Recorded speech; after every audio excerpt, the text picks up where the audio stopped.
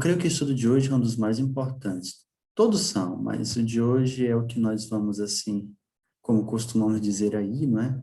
Bater o martelo, não é? Vamos, assim, deixar bem claro o que é que diz o Espírito de Profecia a respeito da divindade de Cristo e da divindade do Espírito Santo e também das três pessoas da divindade ao mesmo tempo.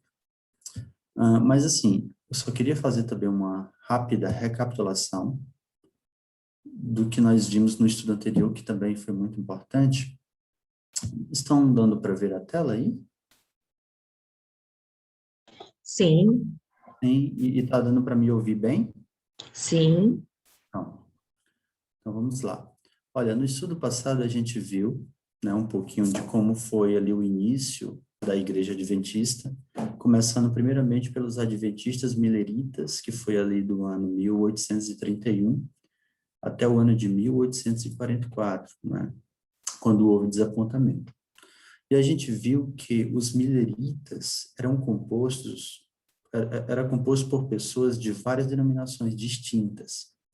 E aqui, como eu estou mostrando na tela, a gente viu que a maioria dos que faziam parte do movimento milerita eram metodistas. 44,3% dos mileritas eram metodistas, né?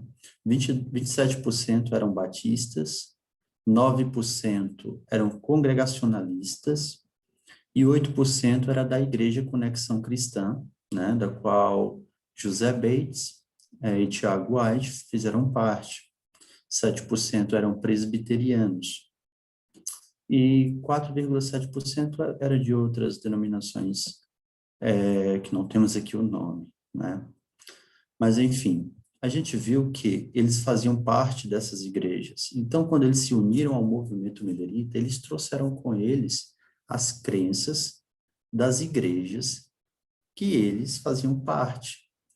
E a crença que eles tinham a respeito da divindade era baseado no credo dessas igrejas.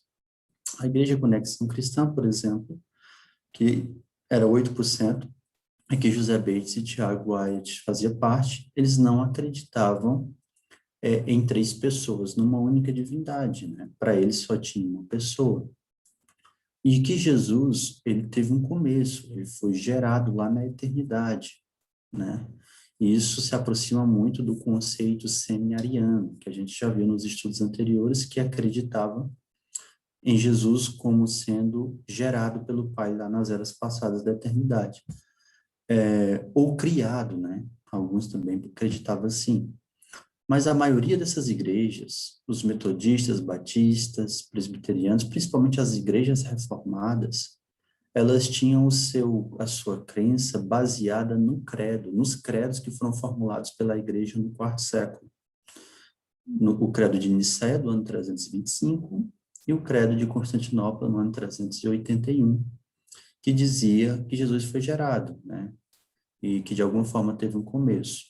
Sobre o Espírito Santo, quase que não se falava, né? Os credos do passado quase que não se falavam.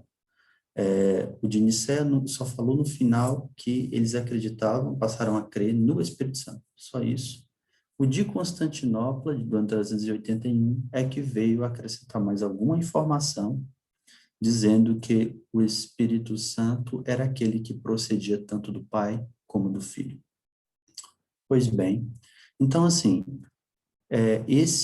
os pioneiros faziam parte dessas igrejas, e por isso que nós encontramos uma vez aqui, outra acolá, nos seus escritos, entre 1844, pode-se dizer assim, né, até a década de 1890, a gente encontra textos deles, né, falando contra a Trindade, mas a gente já viu que o conceito trinitariano que eles rejeitavam era um conceito de que três pessoas podia se tornar uma só pessoa. Isso era inconcebível para a mente deles. Não tinha como três pessoas ser uma mesma pessoa. E a gente viu que lá no segundo, no terceiro século, ou melhor, no terceiro e quarto século, a gente vê também um conceito sendo criado a respeito da divindade, que ficou conhecido como sabelianismo ou modalismo, que dizia que Deus ele se manifestou como Pai no Antigo Testamento, como Filho no Novo e como Espírito Santo depois do Pentecostes. Ou seja, era uma única pessoa assumindo faces diferentes, né? Tomando, se manifestando de formas diferentes, modos diferentes. É por isso que ficou conhecido como modalismo. Então, esse conceito de que uma pessoa era três ao mesmo tempo, era que os pioneiros rejeitavam. Né? Eles chamavam isso de trindade. Era um conceito trinitariano que eu também, quando era mais novo, que eu ainda sou novo, né? Mas quando eu era ainda mais, e compartilhava do pensamento dos Testemunhos de Jeová, porque uma boa parte da minha família paterna são Testemunhos de Jeová, eu tive uma certa influência quando eu era criança. Estava também ali na pré-adolescência. E eu não conseguia entender e acreditar em três pessoas também sendo uma única pessoa. Não tinha sentido para mim. Por isso que eu entendo os pioneiros, eu entendo que eles rejeitavam, né? Porque era também o que eu rejeito até hoje, e é o que também nós, adventistas do sétimo dia, rejeitamos. Que três pessoas pode ser uma pessoa, isso é impossível. O que nós acreditamos é em uma divindade, não é uma pessoa, é um Deus, uma divindade composta por três pessoas. Aí já começa a fazer um pouco mais de sentido, por mais que eu não consiga explicar a profundidade que é isso. Então, eu só vou até onde está revelado, eu só até onde dá para explicar. Então, quando a gente entende que é uma divindade composta por três pessoas, então fica mais fácil de entendermos alguns textos bíblicos, onde os três aparecem. E outra coisa, os pioneiros adventistas, eles não ficavam discutindo essas coisas, né? Não era uma verdade presente para a época deles. E o tema do estudo de hoje é esse que eu separei aqui, a plenitude da divindade e o grande conflito, né? É o tema geral, mas o subtema é restaurando a verdade apostólica. E qual era a verdade apostólica? Eu creio que alguns devem lembrar que eu mencionei um texto que alguns, infelizmente, acreditam que não estão nos textos originais, mas é 1 João capítulo 5, versículo 7, que lá diz assim: porque três são os que testificam no céu, o Pai, a Palavra e o Espírito Santo, e esses três são um. Então, vamos ver na história da Igreja Adventista os textos que deu, assim, os textos do Espírito de Profecia que veio à tona, por assim dizer, veio a lume a partir da década de 1890. E quando esses textos foram escritos por Ellen White, muitos dos pioneiros que tinham feito aquelas declarações que Jesus tinha tido um começo e que o Espírito Santo talvez fosse uma influência, muitos desses pioneiros já tinham falecido, já tinham morrido, né? Então, assim, a verdade veio à lume numa época um pouco diferente, né? Assim, os pioneiros que estavam lá no movimento milerita, eles já não existiam mais. Então, assim, eu acredito muito, pegando um texto de John Andrews, que era um dos pioneiros, que ele diz que trocaria 1000 erros por uma única verdade. Eu acredito muito que se ele estivesse vivo na década de 1890, quando a verdade apostólica foi restaurada, ele aceitaria a verdade e colocaria por terra aqueles 1000 erros, né, que ele talvez defendesse, entende? Então, nós vamos analisar hoje, vamos ver como foi que isso aconteceu, como foi que a verdade veio à luz. Eu quero compartilhar aqui. Hum,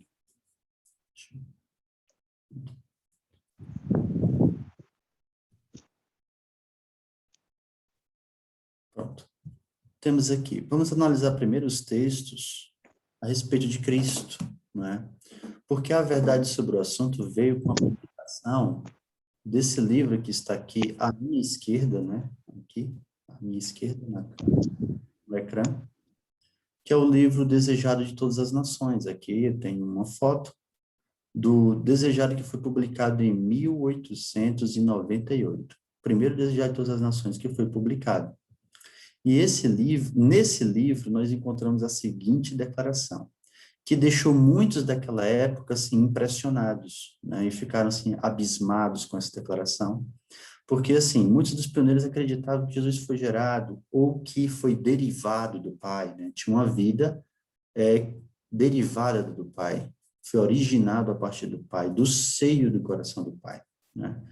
E que o Espírito Santo era uma essência ou uma influência, ou o próprio Cristo, né? Vamos ver o que Deus restaurou através da publicação das Játios das Nações e através do dom que ele concedeu à igreja remanescente, que é o dom de profecia, né? O espírito de profecia. Vamos ver. O livro Desejado de Todas as Nações, na página 469, na página 470, nós encontramos a seguinte declaração. As palavras de Cristo com referência a Abraão não tiveram para seus ouvintes nenhum significado profundo. Eu não sei se os irmãos lembram, mas a irmã White está dizendo aqui que as palavras de Cristo com referência a Abraão, essas palavras é a que nós encontramos em João, no capítulo 8, quando Jesus disse que antes que Abraão existisse, eu sou. Antes que Abraão existisse, eu sou. Então, assim, é interessante essa fala de Jesus, porque é um dos textos que prova a sua pré-existência, que mostra que antes de ele ser encarnado, ele já existia lá na eternidade. Mas antes de eu continuar a leitura desse texto, eu vou até tirar daqui para alguns irmãos não ser tentado aí já lendo o restante, eu queria convidá-los, já que nós estamos falando que antes que Abraão existisse, Jesus já era, né? Eu sou. Vamos ler um texto bíblico que é muito interessante, que está em Isaías capítulo 44. Se você puder abrir sua Bíblia ou anotar para ler depois, em Isaías no capítulo 44, no versículo 8, diz assim: Não vos assombreis, nem temais. Porventura, desde então, não vos-lo fiz ouvir e não vos-lo anunciei, porque vós sois as minhas testemunhas. Olha o que Deus diz aqui. Jeová, né? O Deus dos exércitos, né? O que é que ele diz aqui? Porventura, há outro Deus fora de mim? É uma pergunta que ele faz. Há outro Deus fora de mim? Ele mesmo responde dizendo, não, não há outra rocha que eu conheça. Aí aqui vem a questão. Se Deus, o Senhor Jeová, faz a seguinte pergunta, há outro Deus fora de mim? E ele mesmo responde dizendo que não há. Ele ainda diz assim, não há outra rocha que eu conheça. Se Deus falar isso, que ele é a rocha e que não há outro Deus fora dele,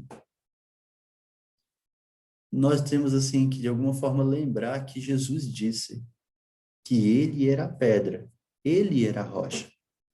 Então, se Jesus é a rocha, lá no Novo Testamento e aqui no Antigo Testamento aparece Deus dizendo que é a rocha e que não há outro Deus fora dele, a conclusão que nós chegamos é de que Jesus é Deus. Jesus é o Deus do Antigo Testamento. E Jesus sempre, sempre existiu. 2 páginas mais na frente, no capítulo 48 de Isaías, no versículo 12, nós encontramos também um outro texto interessante, que diz assim: Dai-me ouvidos, ó Jacó, e tu, ó Israel, a quem chamei. Eu sou o mesmo. Olha o que Deus diz. Eu, o primeiro, eu também, o último. Então, perceba, Deus, Jeová, aqui em Isaías 48, diz, eu sou o primeiro, eu também sou o último. Se voltarmos mais 2 páginas, ao capítulo 44 novamente, Isaías 44, no versículo 6, diz assim, assim diz o Senhor, Rei de Israel, e seu Redentor. Olha, o Senhor Jeová, né? Porque em algumas versões tem o nome Jeová aqui. Então, ele é o Rei de Israel e seu Redentor. o Senhor dos Exércitos. Ele diz, eu sou o primeiro e eu sou o último, e fora de mim não há Deus. Fora de mim não há Deus. Deus está dizendo que é o rei, e que ele é o primeiro, e que ele é o último, e fora dele não há Deus. Se formos para Apocalipse, no capítulo 21, nós também vamos encontrar um texto interessante. Apocalipse, no capítulo 21, no versículo 6. Sim, Apocalipse o quê? 21. Obrigada. 21, versículo 6. E disse-me mais, aqui é Jesus falando, está cumprido. Eu sou o Alfa e o Ômega, o princípio e o fim. A quem quer que tiver sede de graça, lhe darei da fonte da água da vida. Jesus está dizendo que ele é o Alfa, ele é a primeira, é o primeiro, e eu sou o Ômega, é o último, porque o Alfa é a primeira letra do alfabeto grego. O ômega é a última letra do alfabeto. Isso para dizer que ele é o princípio e ele é o fim. Os irmãos concordam comigo que são expressões sinônimas daquelas que a gente já viu no livro de Isaías. Eu sou o primeiro e eu também sou o último, e fora de mim não há Deus, não há outro Deus, ou não há outra rocha que eu conheça. Se formos em Apocalipse, capítulo 19, voltando aqui uma página, só lembrando que em Isaías 44, versículo 6, o Senhor Jeová aparece como rei. E ele, como rei, também diz que é o primeiro e que é o último. E nós já vimos em Apocalipse 21, Jesus dizendo que ele é o primeiro, ele é o último, ele é o princípio, ele é o fim. Mas no capítulo 19, no versículo 15, diz assim: E da sua boca saiu uma aguda espada para ferir com ela as nações, e ele as regerá com vara de ferro, e ele mesmo é o que pisa o lagar do vinho do furor e da ira do Deus Todo-Poderoso. E falando de Jesus, continua dizendo, e no manto e na sua coxa tem escrito este nome, Rei, Rei dos reis e Senhor dos senhores. Conclusão, Jesus é Deus. Jesus é o Deus do Antigo Testamento. Jesus também é Jeová. E ele é Deus no sentido mais e mais absoluto do termo. Jesus é Deus. Pronto. Então, considerando que Jesus é Deus e ele é o Pai da eternidade, porque lá em Isaías capítulo 9, versículo 6, numa profecia messiânica a respeito do nascimento de Jesus, lá diz que Jesus seria um menino, né? Como é óbvio. Um menino nos nasceu, um filho se nos deu, e o seu nome será Maravilhoso Conselheiro, Deus Forte, Pai da Eternidade. Então, Jesus é maravilhoso conselheiro, ele é Deus forte e ele é o Pai da eternidade. Ora, se ele é o Pai da eternidade, isso significa que ele viveu por toda a eternidade. Ele é antes de todas as coisas.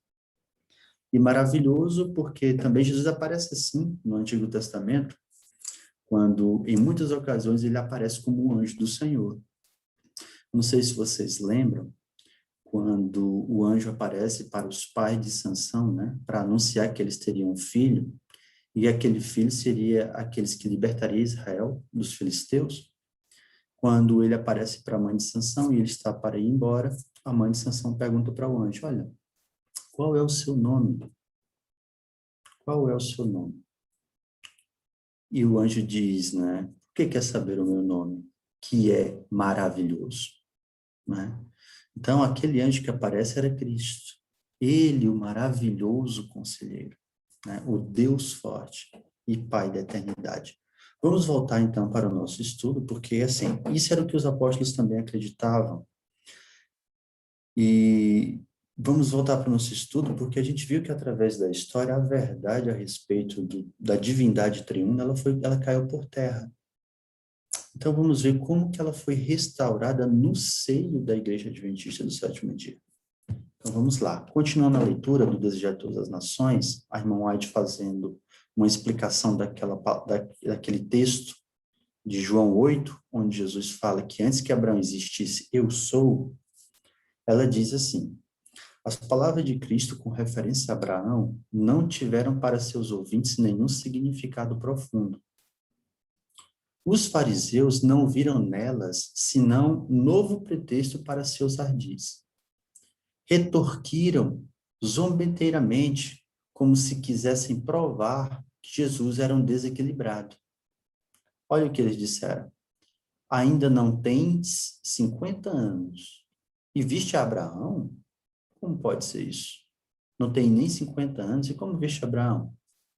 Com solene dignidade, respondeu Jesus: em verdade vos digo que antes que Abraão existisse, eu sou. Fez-se silêncio na vasta assembleia. Quando Jesus disse isso, porque eu acredito que alguns lembraram do que estava escrito na Torá, quando Moisés perguntou para Deus que estava na sacerdente, né?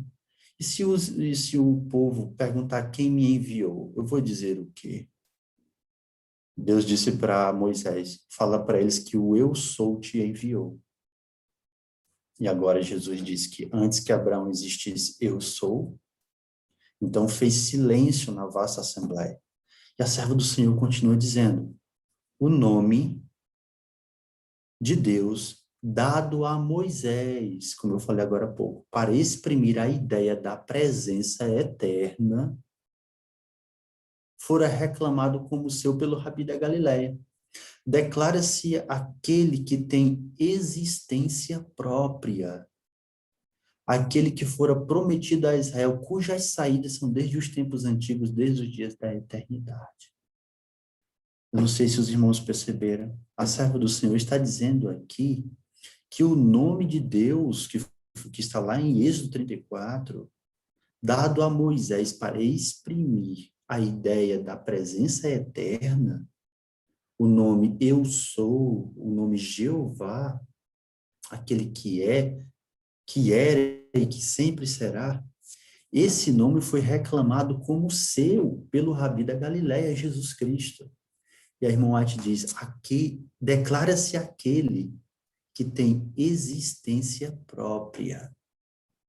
Irmãos, olha, com essas palavras da serva do Senhor, cai para quem acredita que isso aqui é inspirado, né, eu acredito que esse texto, o que foi escrito aqui pela serva do Senhor, é inspirado pelo Espírito Santo.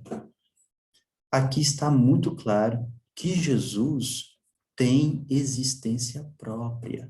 Então, se ele tem existência própria, ele não foi gerado, não foi derivado e também não foi criado. Ele tem vida original nele mesmo. Ele sempre existiu pelos anais da eternidade. Então, com esse texto, no ano 1898, né, com a publicação desse livro, assim, deixou muitas pessoas abismadas, impressionadas, porque muitos escreviam o contrário disso antes da década de 1890. E nós encontramos isso na Review and Herald, na Signs of the Times, em alguns escritos, em alguns artigos publicados pela igreja. Então, vamos lá. Continuando. Ainda no livro Desejar de Todas as Nações, a irmã White diz assim, Marta respondeu, eu sei que há de ressuscitar na ressurreição do último dia.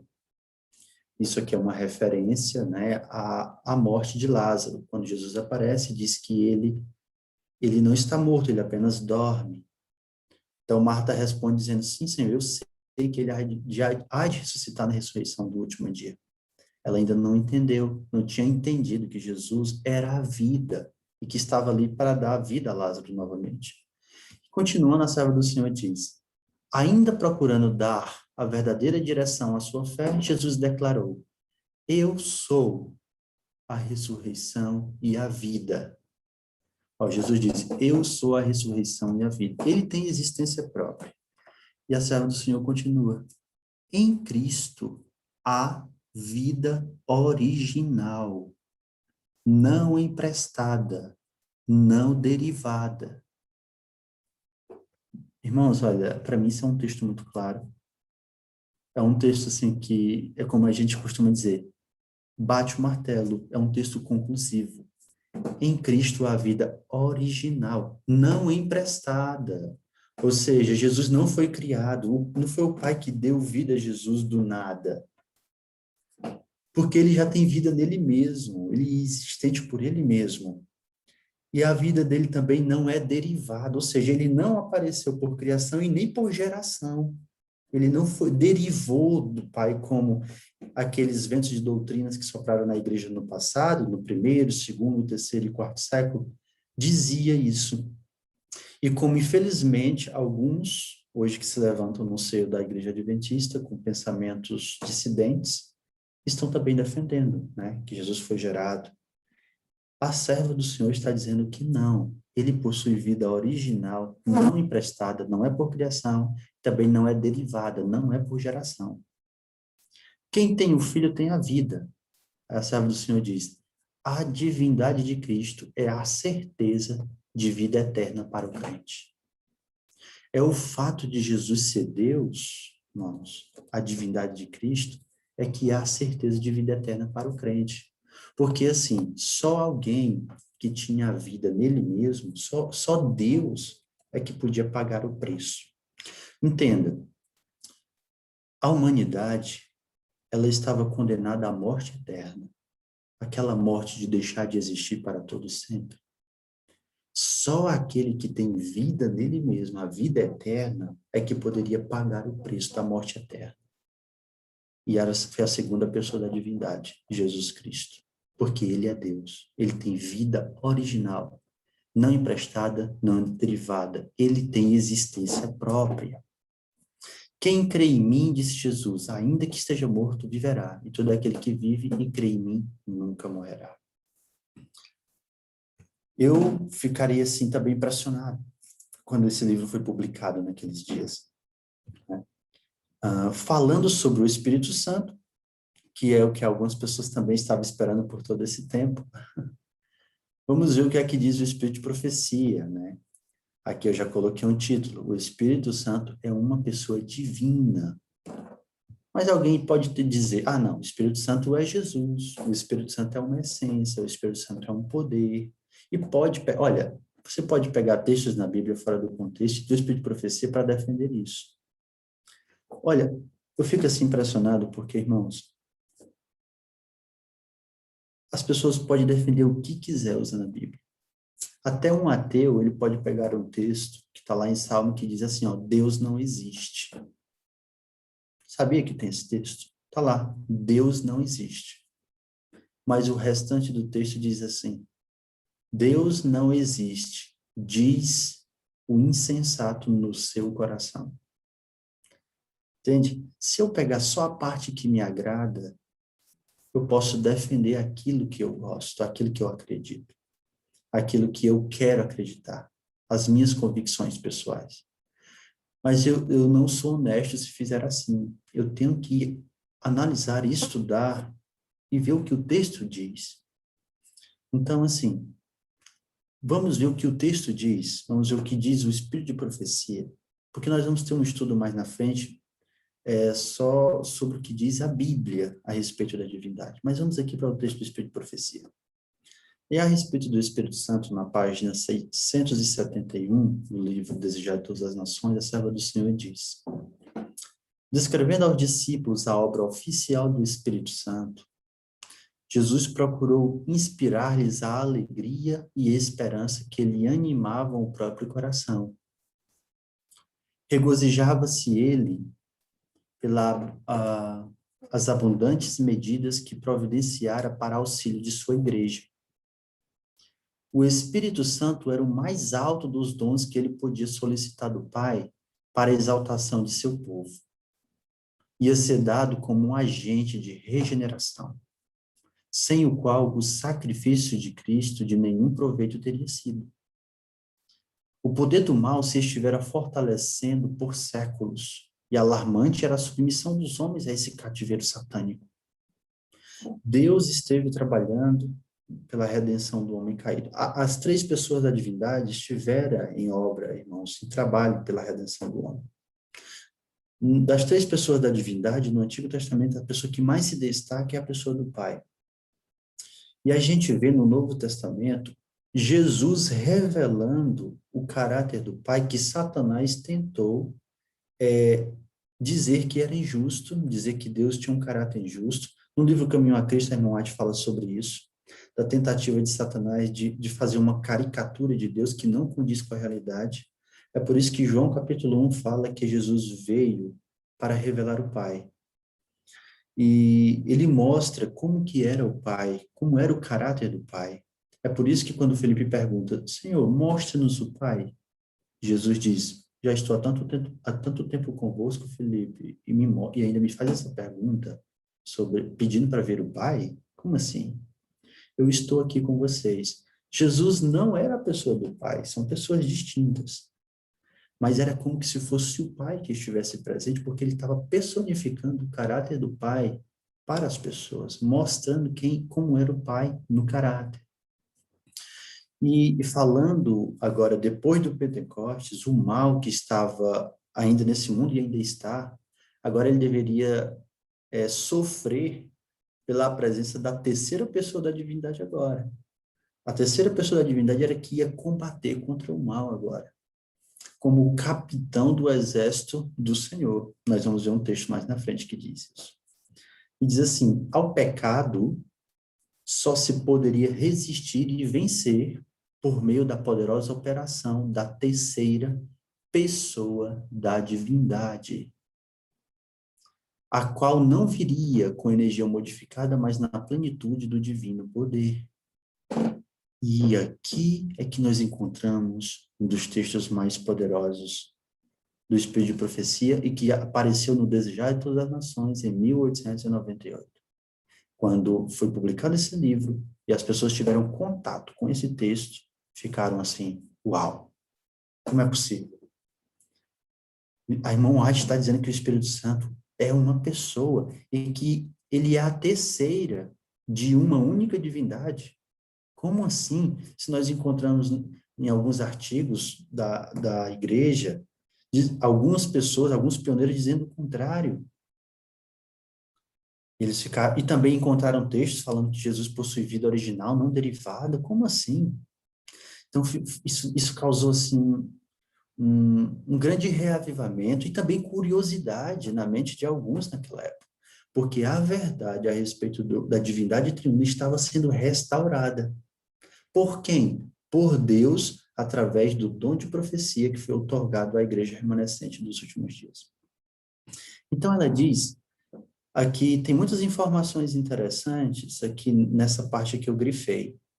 A primeira é que ao pecado só se poderia resistir e vencer por meio da poderosa operação da terceira pessoa da divindade.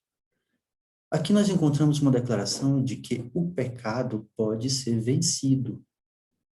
O pecado pode ser resistido e vencido. Então, assim, nós encontramos hoje muitas pessoas também que dizem que é impossível guardarmos os mandamentos, é impossível vencermos o pecado. A serva do Senhor está dizendo que o pecado pode ser resistido e vencido. Mas só pode acontecer esse fenômeno na vida do crente por meio da poderosa operação da terceira pessoa da divindade. Essa expressão terceira pessoa da divindade faz a gente concluir o quê? Que há uma única divindade e que essa única divindade é composta por três pessoas, que nós conhecemos como Pai, o Filho e o Espírito Santo é a terceira pessoa. Então, pela poderosa operação dele na vida do crente, nós podemos resistir e vencer o pecado. É o Espírito que torna eficaz o que foi realizado pelo Redentor do mundo. Olha, perceba, Jesus estava revelando o Pai. Agora o Espírito Santo está, de alguma forma, revelando o amor do Pai na pessoa do Filho. Entende? Ele não aparece. O Espírito Santo, ele não veio para aparecer. Jesus falou em João capítulo 16, se eu não me engano, vamos abrir. João capítulo 16, deixa eu ver se não me falha a memória, é o versículo 13. João 16.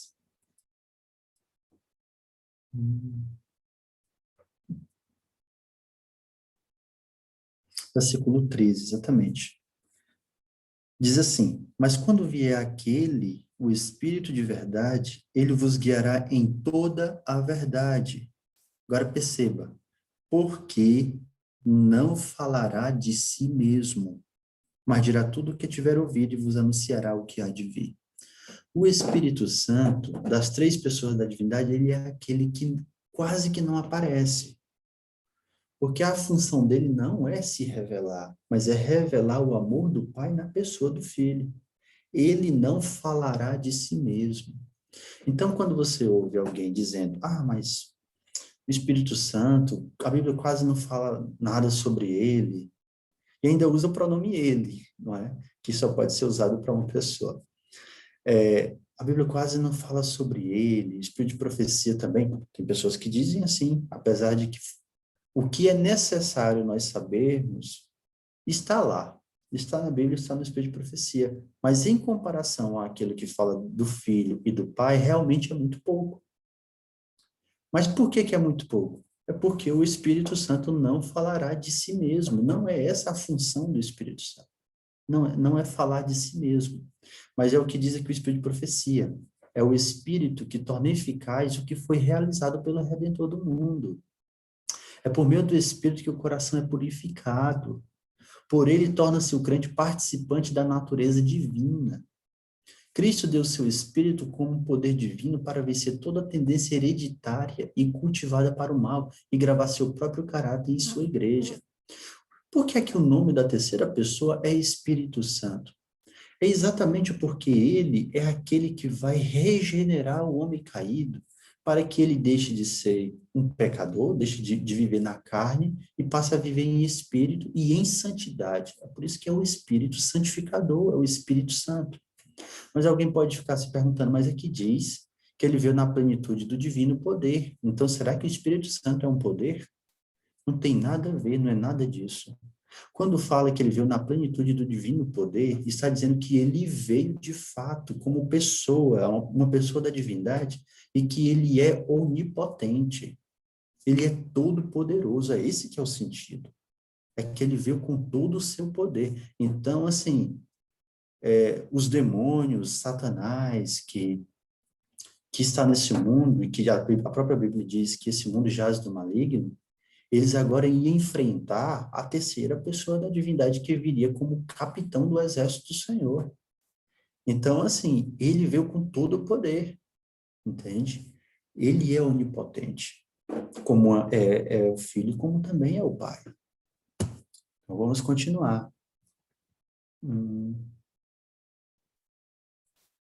Deixa eu ver, pronto. Olha só esse texto. Isso daqui é um artigo que foi publicado na Review and Herald, mas foi publicado quando? Perceba a data que tem aqui, no dia 17 de maio de 1898. E é interessante que é no mesmo ano em que foi publicado o Desejado de Todas as Nações. E o autor do artigo, ele publicou esse artigo exatamente para poder mostrar, não é, a verdade que foi restaurada pelo livro Desejado de Todas as Nações, porque ele mostra quão impressionante essa verdade foi para o seu coração e para a sua mente. Ele diz assim, o nome do artigo é The Holy Spirit, a Person, ou seja, o Espírito Santo, uma pessoa. E ele diz assim, Espírito é o representante pessoal de Cristo no campo. E ele é carregado com o trabalho de conhecer Satanás e derrotar este inimigo pessoal de Deus e seu governo.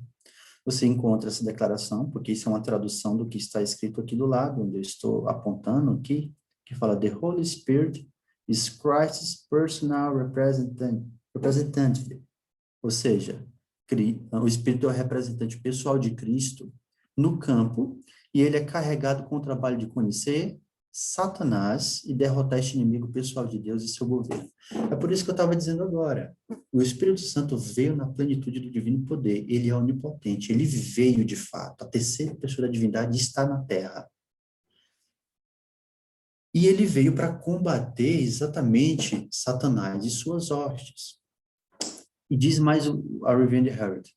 Parece estranho para mim, o autor do artigo, que é o Underwood, ele diz assim, parece estranho para mim agora, que eu sempre acreditei que o Espírito Santo era apenas uma influência.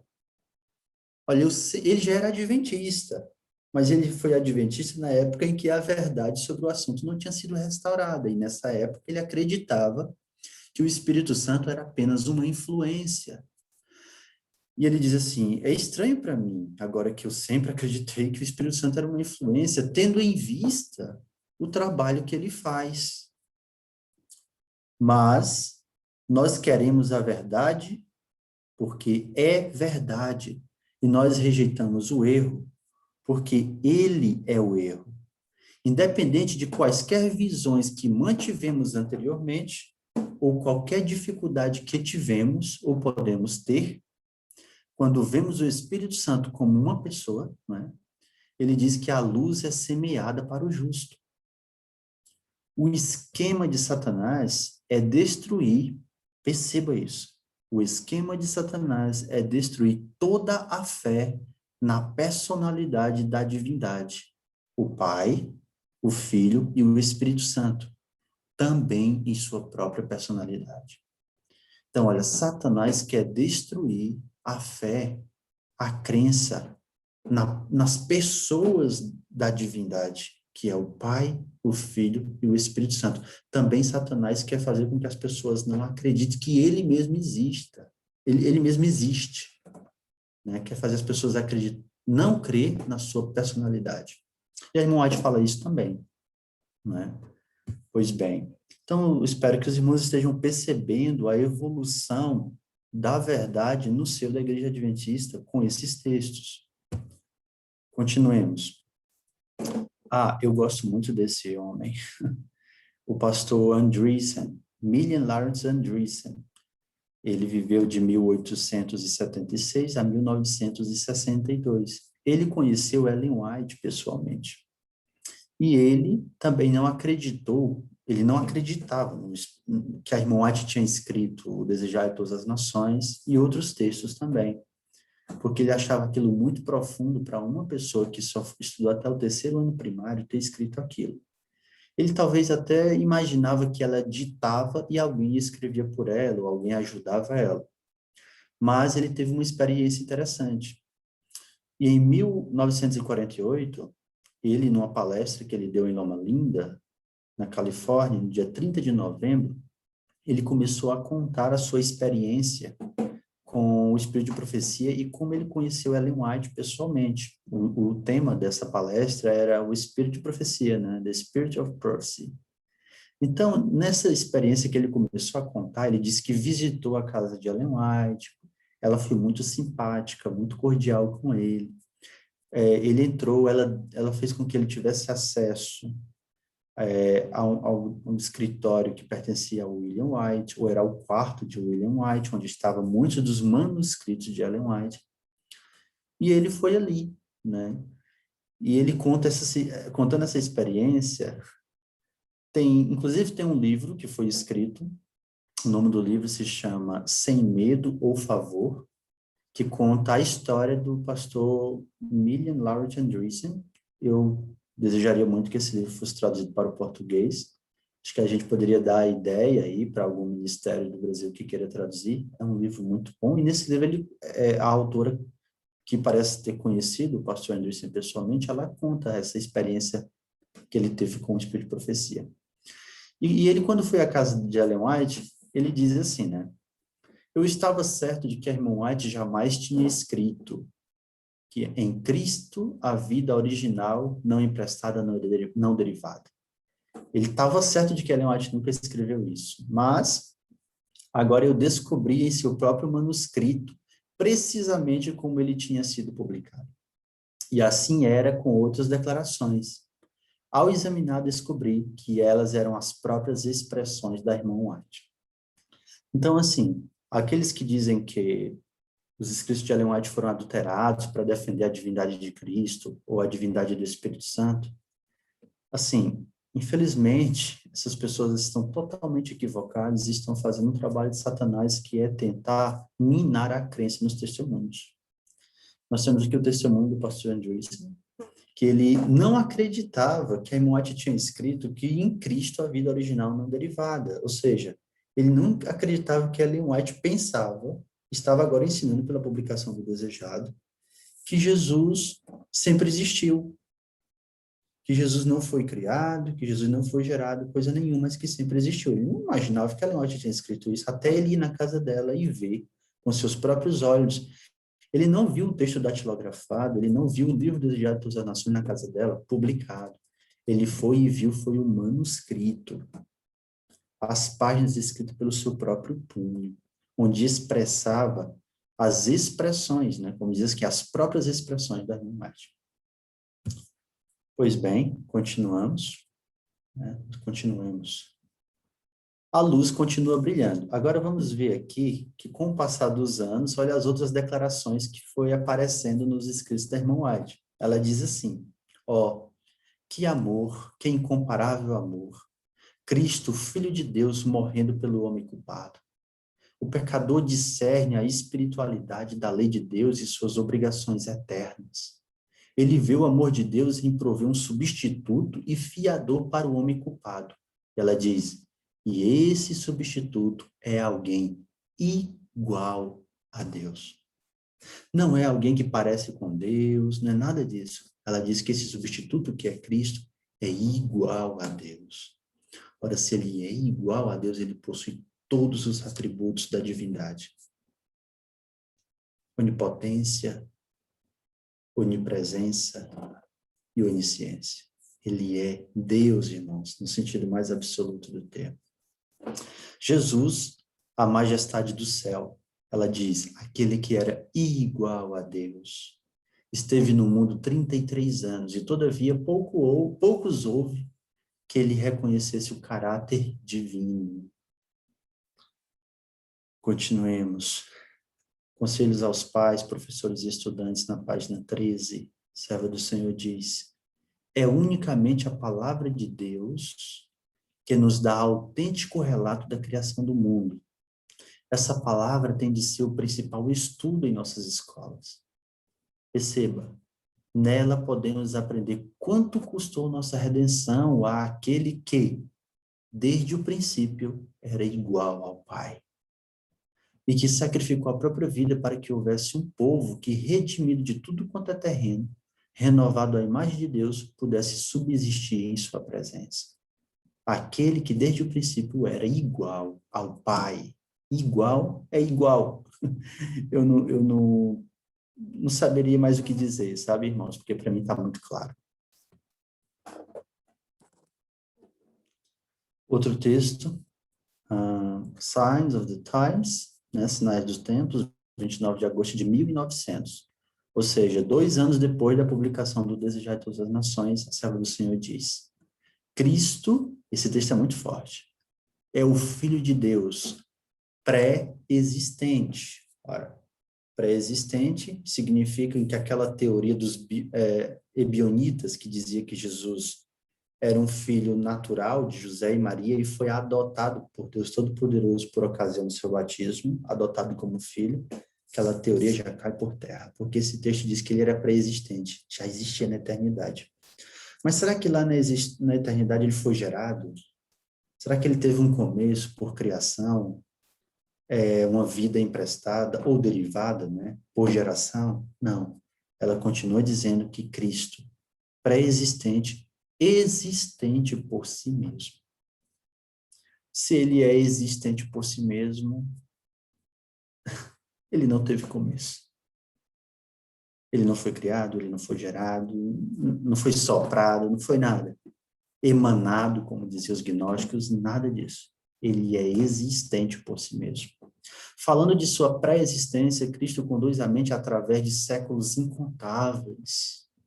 Agora, ela bate o martelo, dizendo, afirma-nos que nunca houve tempo em que ele não estivesse em íntima comunhão com o eterno Deus. O que é que eu digo diante de uma declaração dessa? A única coisa que eu posso dizer é amém. Aquele cuja voz os judeus estavam então ouvindo, estivera com Deus como alguém que vivera sempre com ele. Sempre com ele, não é nele. Dentro dele, como diz alguns, e em algum momento foi emanado. Não. Ele estivera sempre com o Pai. Nunca houve um tempo em que ele não estivesse em íntima comunhão com o Eterno Deus. Nunca. Pois bem, ainda em 1900, a serva do Senhor diz: nenhum anjo poderia ter se tornado fiador da raça humana. Sua vida pertence a Deus. Olha, os anjos, eles não têm vida original, vida própria. Não, a vida deles pertence a Deus. Então, eles não poderiam ser o fiador da raça humana. Eles não podem depô-la. Eles não podem dar a sua vida assim e depois tomar novamente. Porque Jesus disse: eu tenho poder para dar a minha vida e poder para recebê-la. Todos os anjos encontram-se sob o jugo da obediência. São mensageiros indicados por aquele que comanda todo o céu. Mas Cristo, olha o que ela diz, é igual a Deus, infinito e o quê? Onipotente. Ele poderia pagar o preço do resgate do homem. Por quê? Porque ele é o eterno e autoexistente Filho. O que é que eu digo agora? Ele é autoexistente. Ele é eterno. Só ele podia pagar o preço, como eu falei anteriormente. O preço da morte eterna. Só quem poderia pagar era alguém que era eterno, que tinha a vida eterna nele mesmo. Ele é o eterno e autoexistente Filho que não estava sob nenhum jugo. E quando Deus perguntou: a quem enviarei? Ele pôde responder: eis-me aqui, envia-me a mim. Ele podia oferecer-se como fiador do homem, pois era capaz de dizer aquilo que o mais elevado anjo não podia dizer. E o que era? Eu tenho poder sobre a minha própria vida, poder para entregar e poder para reavê-la. Mensagens Escolhidas, volume 1, na página 296, diz assim: nele estava a vida, e a vida era a luz dos homens. Não é a vida física que é aqui especificada, mas a imortalidade. A vida que é exclusivamente, olha o que diz, a vida é exclusivamente propriedade de Deus. O verbo que estava com Deus e era Deus possuía essa vida, ele tinha essa vida. A vida física é algo que todo indivíduo recebe. Até os anjos mesmo recebem vida de Deus, mas ele não, ele tinha vida original. Não é eterna ou imortal, pois Deus, o doador da vida, toma outra vez a vida do homem. O homem não tem domínio sobre a vida. A vida de Cristo, porém, não era de empréstimo. Ninguém pode arrebatar-lhe essa vida. Ninguém. Eu de mim mesmo a dou, disse ele. Nele havia vida, o quê? Original. Não tomada por empréstimo e não derivada. Essa vida não é inerente ao homem. Ele só pode possuir mediante Cristo. Então, os anjos e o homem, quando usufruir da vida eterna, eles só mantêm essa vida eterna pela obediência, claro, mas é mediante Cristo, aquele que tem a vida eterna que nos resgatou.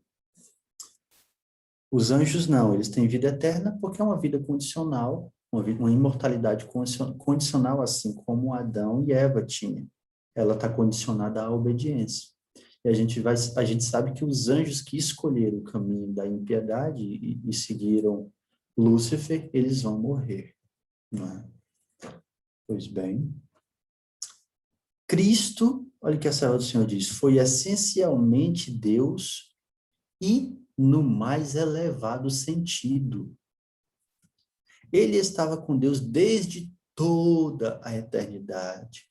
Deus sobre todos, bendito para todos sempre. No Review in the Herald, 5 de abril de 1906. Né? Agora, preste atenção nessa parte, é muito importante.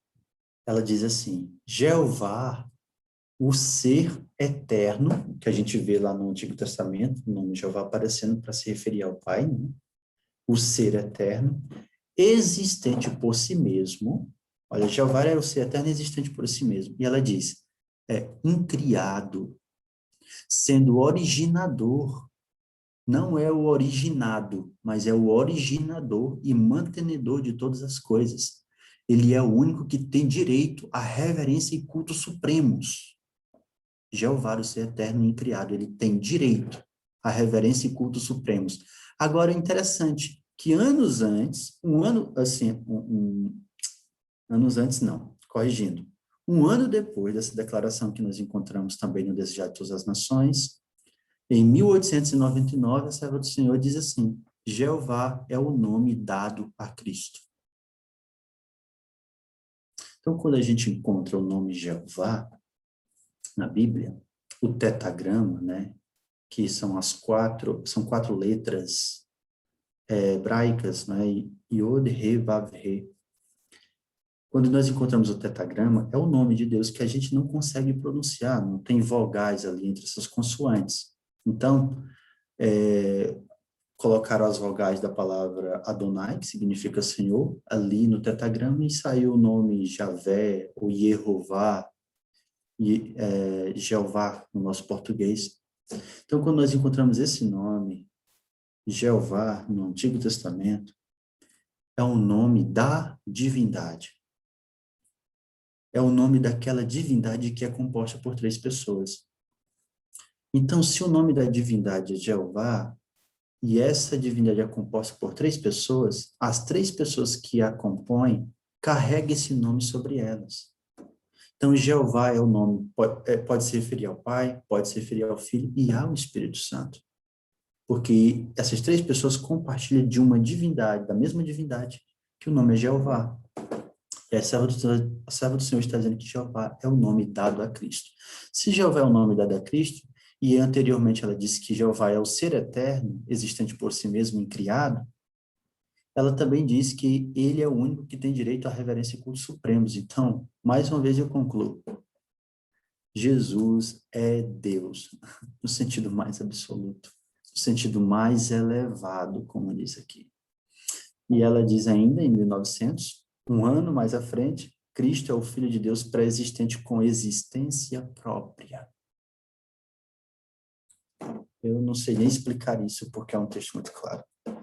Então, vamos lá para o Espírito Santo. Vamos ver o que a serva do Senhor escreveu depois, né, em outros artigos, em outros manuscritos, após a publicação do Desejado.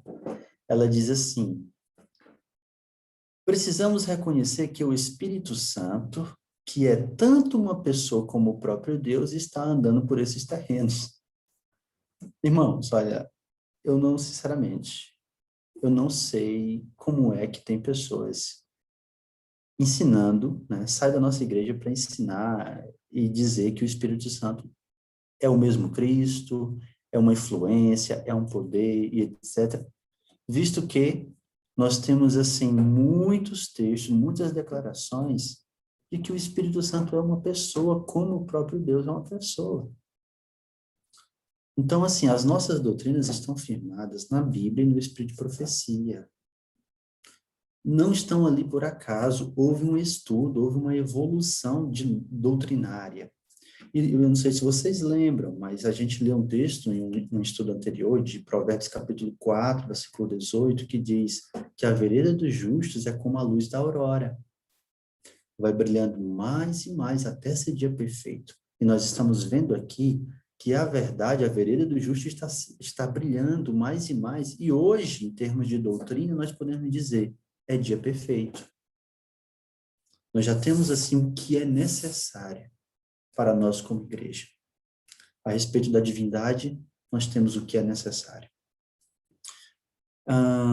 Continuando, a serva do Senhor diz, o príncipe da potestade do mal, que é Satanás, né, que o mundo jaz desse príncipe de Satanás, só pode ser mantido em sujeição pelo poder de Deus, né, na terceira pessoa da divindade, o Espírito Santo.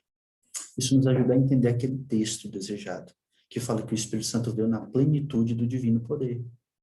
Ele é Deus, o Espírito Santo. Então, ele veio com todo esse poder sobre ele, veio com toda a sua onipotência para batalhar contra Satanás e suas hostes. Então, o poder do mal pode ser mantido em sujeição pelo poder de Deus, manifestado na terceira pessoa da divindade, o Espírito Santo. Então, mais um texto que mostra que são três pessoas na divindade, e que essa terceira é o Espírito Santo.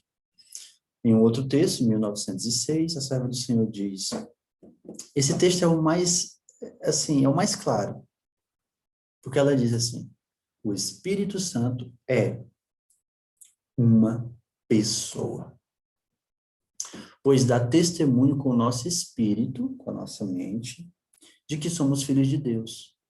Uma vez dado esse testemunho, traz consigo mesmo sua própria evidência. Em tais ocasiões, acreditamos e estamos certos de que somos filhos de Deus. Outra coisa, o Espírito Santo tem personalidade. Do contrário, não poderia testificar ao nosso espírito e com o nosso espírito que somos filhos de Deus. A serva do Senhor continua, deve ser também uma pessoa divina. Quando ela fala deve ser uma pessoa divina, ela não está expressando dúvidas. Ela não está dizendo, o Espírito Santo deve ser uma pessoa divina, algo desse gênero, desse tipo. Não. Ela está dizendo é que ele tem que ser uma pessoa divina pelo trabalho que ele faz. Ele deve ser, ele é. Ele deve ser também uma pessoa divina, como é o Pai, como é o Filho. Do contrário, não poderia perscrutar os segredos que jazem ocultos na mente de Deus. Porque qual dos homens sabe as coisas do homem, senão o Espírito do homem que nele está? Assim também ninguém sabe as coisas de Deus, senão o Espírito de Deus. Voltando para o desejado de todas as nações, na página 352, a serva do Senhor diz, tem de contender contra forças sobrenaturais, mas é-lhes assegurado sobrenatural auxílio.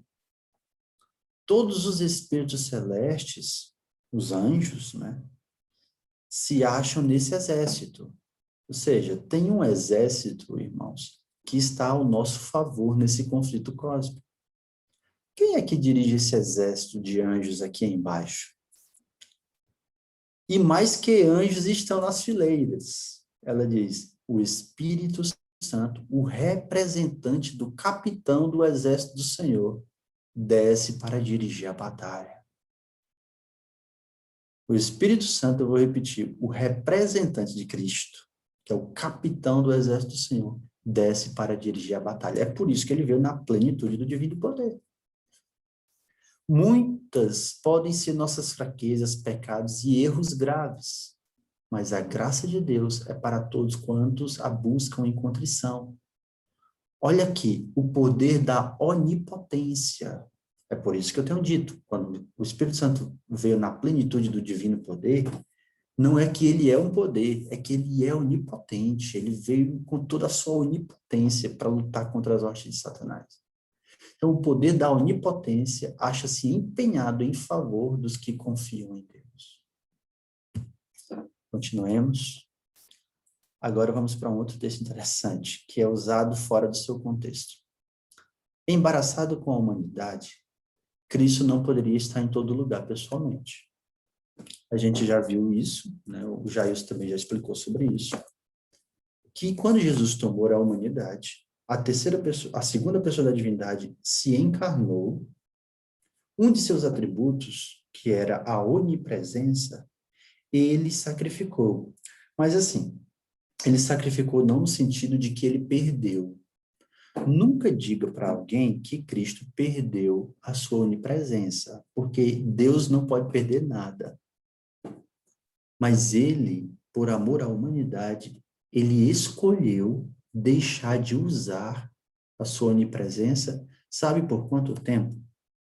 Por toda a eternidade. Por quê? Porque é por toda a eternidade que ele vai carregar a humanidade. A carne vai carregar a humanidade revestindo a sua divindade. Então, por isso, ele não poderia mais agora estar pessoalmente em todos os lugares ao mesmo tempo. Agora não dá, porque a humanidade, a natureza humana que ele tomou, o limitou a isso. Então, Efraim quer dizer que ele perdeu a sua onipresença? Não. Ele escolheu deixar de usar. E isso não rebaixa Cristo, muito pelo contrário, enaltece a pessoa de Jesus como o nosso Deus, Salvador e Redentor.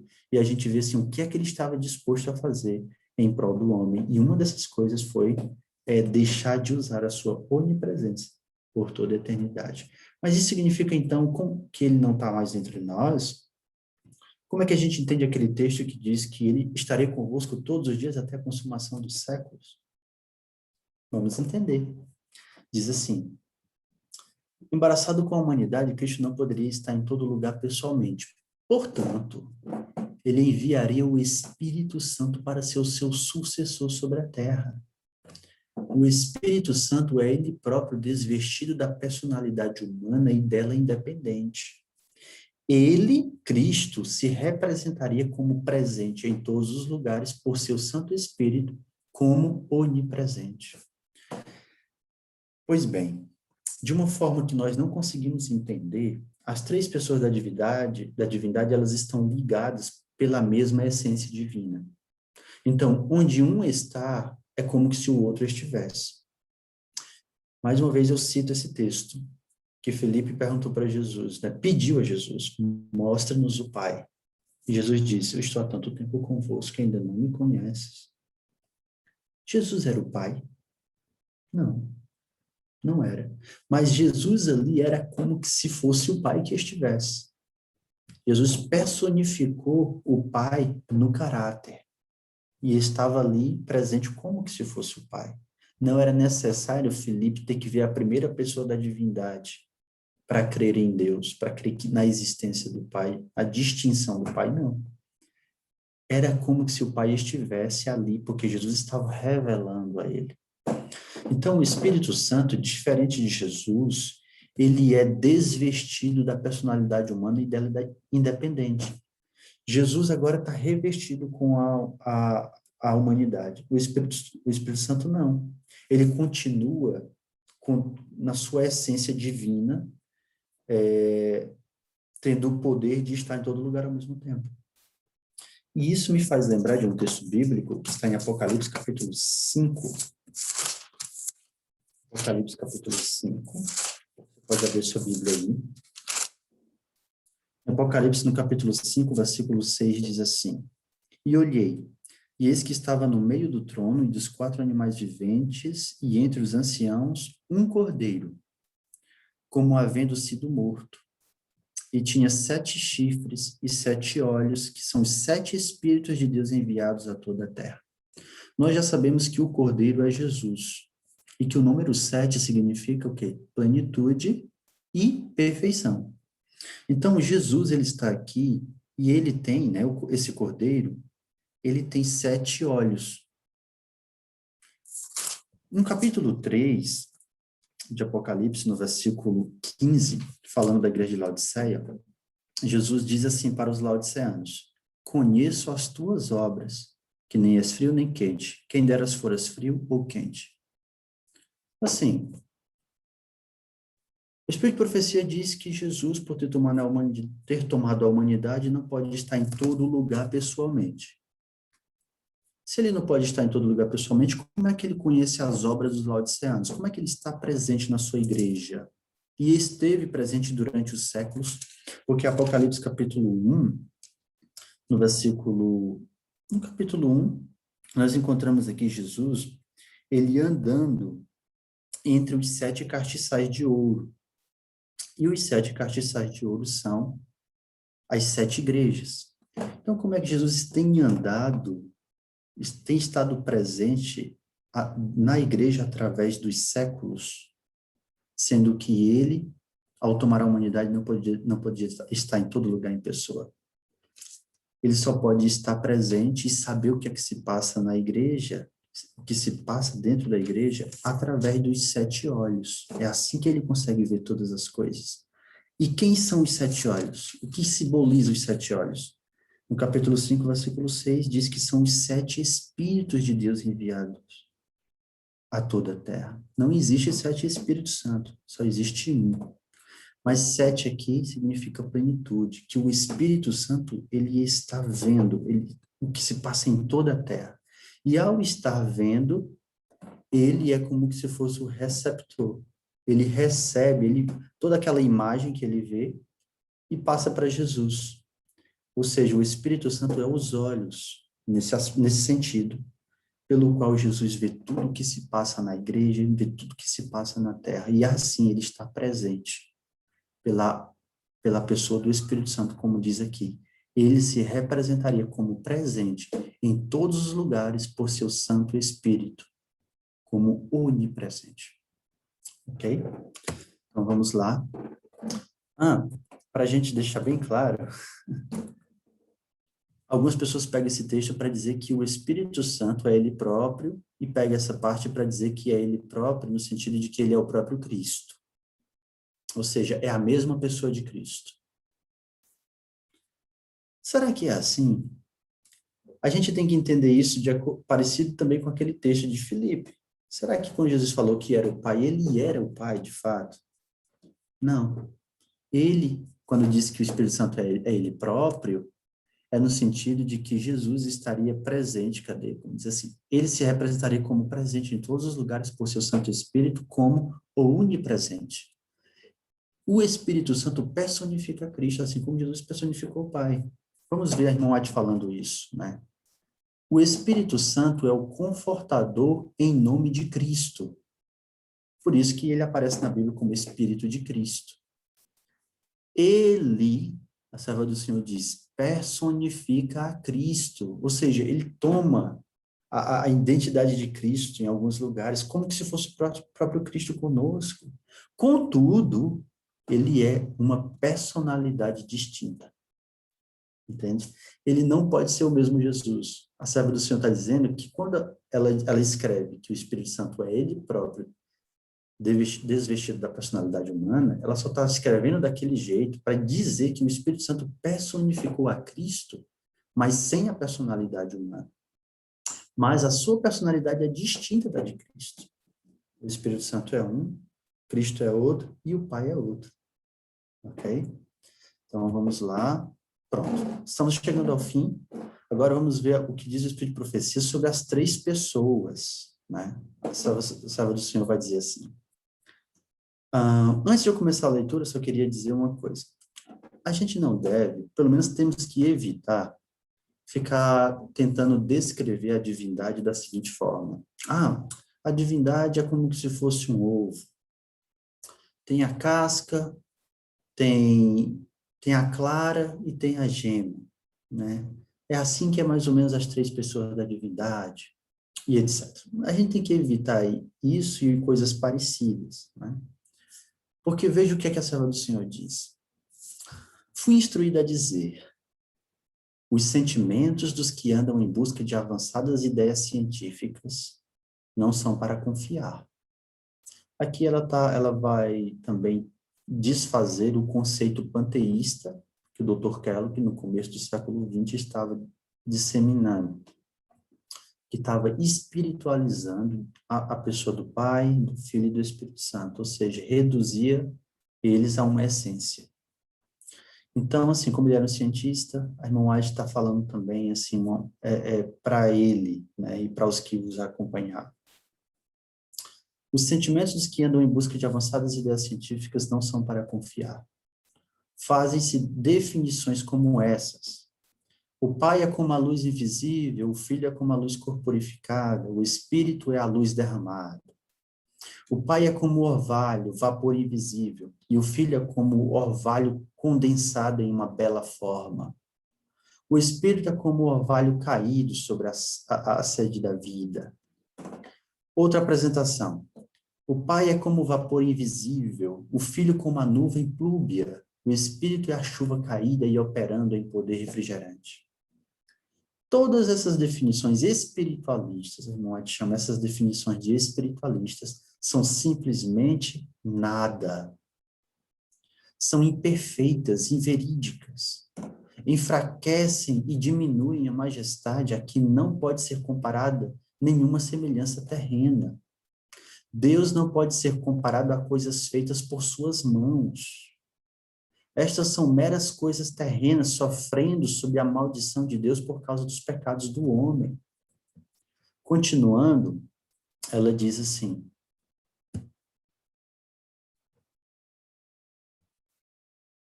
O Pai não pode ser definido por coisas da terra. O Pai, ela vai dizer quem é de fato o Pai. É toda a plenitude da divindade corporalmente. A pergunta agora é: o Pai tem corpo? Tem. Lembra que o credo dizia que Deus era sem corpo e sem partes? O credo de Nicéia. Os credos que foram tendo com o longo do tempo, e a crença da igreja presbiteriana, a gente vê na Confissão de Westminster, a Confissão de Fé Batista, que a gente já viu, enfim, todas aquelas igrejas que se reuniram com a pregação de Guilherme Miller, as pessoas vieram de igrejas que acreditava que o Pai, que Deus era sem corpo e sem partes, que o Espírito Santo procedia do Pai e do Filho, que Jesus foi gerado. Mas a serva do Senhor está dizendo que Deus é toda a plenitude da divindade corporalmente, invisível aos olhos mortais. O Filho é toda a plenitude da divindade manifestada. Deus se fez homem. A palavra de Deus declara que ele é a expressa imagem da sua pessoa. Deus amou o mundo de tal maneira que deu o seu Filho unigênito para que todo aquele que nele crê não pereça, mas tenha vida eterna. Aí se manifesta a personalidade do Pai. O Consolador que Cristo prometeu enviar depois de ascender ao céu é o Espírito em toda a plenitude da divindade, tornando manifesto o poder da graça, né, o amor de Deus, a graça divina, a todos quantos recebem e creem em Cristo como Salvador pessoal. Aí agora é que vem o texto. Ela vai e diz: há 3 pessoas vivas, pertencentes ao trio celestial. Em nome desses 3 grandes poderes, olha, se fôssemos pegar aquela parte que diz que o Espírito Santo veio como um poder, a gente teria que concluir que o Pai e o Filho também é um poder, porque ela fala os 3 grandes poderes, entende? Mas o que é que ela está querendo dizer? Os 3 grandes seres onipotentes, né? Há 3 pessoas vivas pertencentes ao trio celestial, em nome desses 3 grandes poderes. Quem são? O Pai, o Filho e o Espírito Santo. Os que recebem a Cristo por fé viva são batizados. Eu fui batizado no nome desses 3 grandes poderes. E esses poderes cooperarão com os súditos obedientes do céu em seus esforços para viver a nova vida em Cristo. Vamos lá. Em outro texto ela diz: e a glória do Evangelho, que está fundamentada sobre o princípio de restaurar na raça caída a imagem divina por meio da constante manifestação de benevolência. Essa obra começou nas cortes celestiais. E ela diz: aí Deus resolveu dar aos seres humanos inconfundível demonstração do amor com o qual ele os considerava. Ele amou o mundo de tal maneira que deu seu Filho unigênito para que todo aquele que nele crê não pereça, mas tenha vida eterna. Perceba, a divindade, uma divindade, não são as divindades, só uma. A divindade moveu-se de compaixão pela raça. E o Pai, o Filho e o Espírito Santo deram-se a si mesmos ao estabelecerem o plano da redenção. Então, quem foi que estabeleceu o plano da redenção? O plano de salvar a mim e a você? Quem foi que se moveu de compaixão pela raça?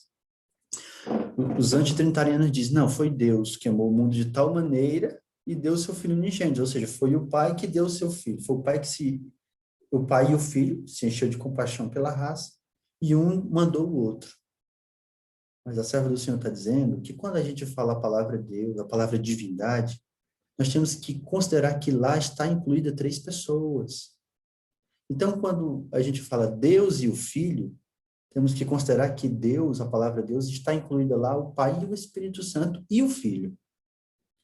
Então, a divindade se moveu de compaixão pela raça. Então, as pessoas que faziam parte da divindade, que era o Pai, o Filho e o Espírito Santo, se deram, se doaram, deram-se a si mesmos ao estabelecerem um plano da redenção.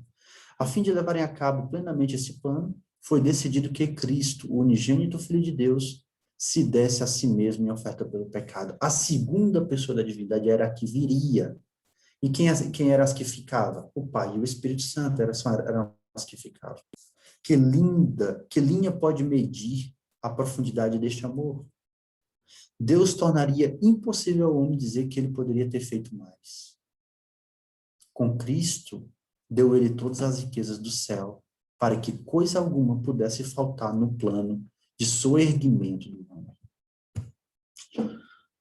Vamos lá, continuar aqui para a gente concluir. Textos claros que falam das três pessoas da divindade. Irmão White fala em 1904. A eterna divindade, o Pai, o Filho e o Espírito Santo, está envolvida na ação requerida para dar garantia ao agente humano. Quem é que está envolvido? A eterna divindade. Pai, Filho e Espírito Santo. Outro texto. O Pai, o Filho e o Espírito Santo estão comprometidos a cooperar com instrumentalidade humana santificadas. Outro texto, 1901. O Pai, Cristo e o Espírito Santo. Olha o que ela diz. Os três dignatários e poderes do céu comprometem-se a que toda faculdade nos será dada ao exercermos os nossos votos batismais. Em outro texto ela diz, sois nascidos para Deus e permaneceis sob a sanção e poder dos três seres mais santos do céu, que são capazes de guardar-vos de cair. Três seres, Pai, Filho e Espírito Santo. Pronto. A verdade apostólica, ela é restaurada. Finalmente, a gente vai ver aqui que foi reafirmada a verdade apostólica. A gente vê que a Review and Herald, em 1910, 15 de dezembro de 1910, foi publicado esse artigo pela igreja, que tem como título The Divine Godhead, God, the Father, ou seja, a divindade, né? A gente poderia traduzir assim. Aí vai tratar aqui de Deus, o Pai, God, the Father. Então, assim, olha o que é que diz aqui o artigo sobre a divindade, né? A divina divindade. Olha o texto, olha como é curioso. Olha o texto que o artigo publicou aqui. 1 João 5,7. 1 João 5,7. E o que é que diz 1 João 5,7? Há três seres na divindade, né? São três os que testificam no céu, né? O Pai, Jesus Cristo, a Palavra e o Espírito Santo, e estes três são um. Então, aquilo que a gente viu no estudo passado, nos anteriores, que era o que os apóstolos acreditavam e os valdenses também, nós estamos aqui vendo agora, sendo restaurado pela Review and Herald. 1910, 15 de dezembro, o tema era o Pai. Mas a gente vê isso aqui em 15 de dezembro de 1910, que foi publicado outro artigo, pelo mesmo autor desse, que foi no dia 22 de dezembro de 1910, temos aqui a data. E agora o tema é The Second Person of the Godhead, Jesus Christ. A segunda pessoa da divindade, Jesus Cristo. E olha o que é que diz. Cristo tinha uma existência antes de vir à Terra, ou seja, ele era pré-existente. Ele tinha glória com o Pai antes que o mundo existisse. No princípio era o Verbo estava com Deus e o Verbo era Deus. O Verbo se fez carne e habitou entre nós. Cristo estava com os israelitas no deserto. Jesus Cristo uniu a humanidade à divindade. E cita também 1 Timóteo 3,16, que em algumas Bíblias não está bem traduzido, mas aqui está. Grande é o mistério da piedade. Deus foi manifestado na carne. Isso foi no dia 22 de dezembro. Aí ficaria assim, então, por que eles não falaram nada sobre o Espírito Santo? Falaram. Daqui no dia 29 de dezembro de 1910, o artigo foi The Third Person of the Godhead, a terceira pessoa da divindade, the Holy Spirit, o Espírito Santo. E o que foi que eles disseram? Por isso, o Espírito Santo é o direto agente no cumprimento de todos os propósitos e promessas divinos na obra da salvação do homem. E como representante de Cristo, aquele que aceita Cristo tem o dom do Espírito Santo. Mas aqui está a terceira pessoa da divindade. E terminamos por aqui. Eu espero que tenha ficado claro. Ok? Que Deus possa nos abençoar. E agora eu passo.